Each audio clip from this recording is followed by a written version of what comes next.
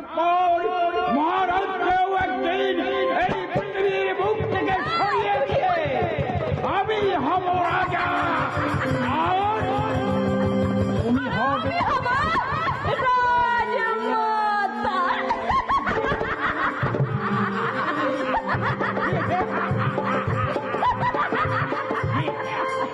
এমন সোনার রাজ্যে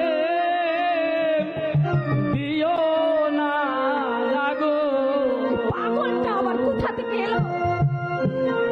এমন সোনার রাজ্যে আগুন দিলে, এমন সোনার রাজ্যে আগুন দিলে নিজেই পুড়ে হবি খুব।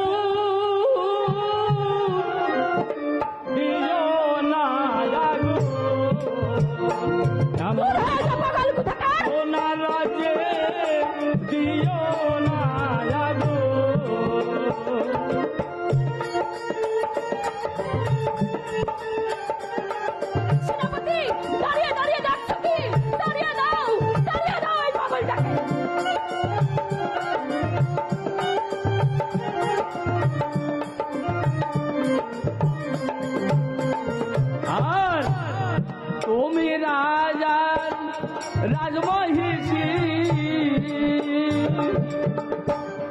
তোমার কেন এ দূর মতি?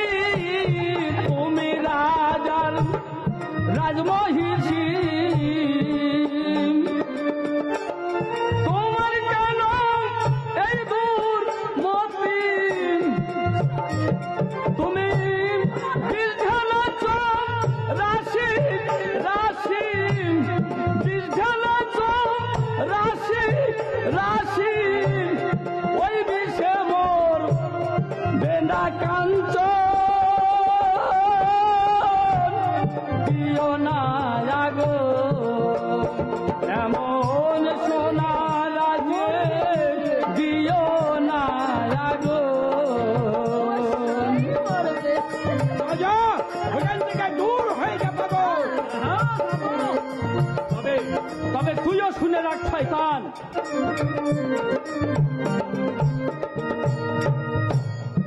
তুমি রাজার সেনাপতি,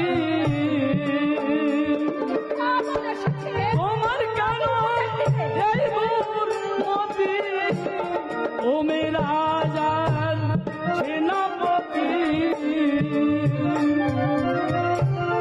তোমার কেন এ দুর্মতি?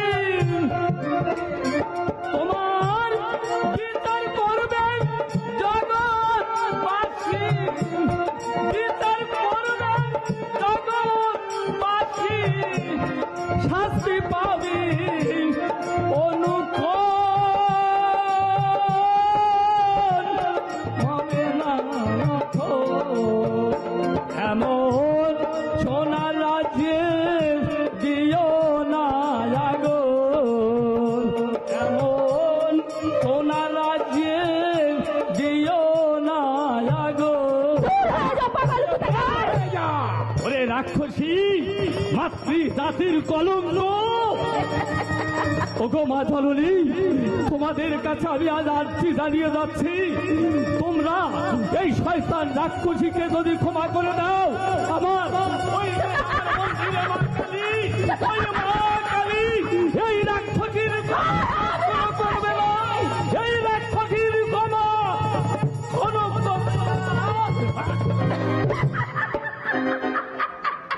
পাগলের পোলা। তুমি এগিয়ে যাও, ওই পাগলের পোলা শোনার মতো সময় আমাদের নেই। দীর্ঘ গতিতে চলে যেতে হবে, বুঝেছো? চলো চলো এখন আমাদের কাজ শুরু করতে হবে। শোনো শোনো প্রাণনাথ, আমাকে বলে দাও কেমন করে। বলো বলো। আমি বলে দেবো। শুনুন রাজমাতা, গভীর রাত্রে শয়ন কক্ষ হতে কাঞ্চন কাঞ্চন বলে চিৎকার করবে, আর যখন তোমার ওই করুণ রাষ্ট্ররাজ তারপর?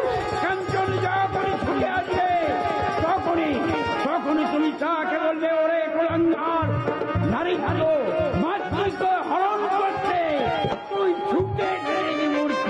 তারপর কি হবে রঘুনাথ? আর একটা কথা বলে রাখ, হ্যাঁ বলো বলো। দাসীকে বলে রাখবে, দাসী তাকে যেমন করেই হোক হাত করবে, সেই যেন মহারাজের সামনে সাক্ষ্য প্রদান করে যে ওই ঘটনা দাসীও জানে, তারপরেই হবে আমাদের কাজের সফলতা। জয়!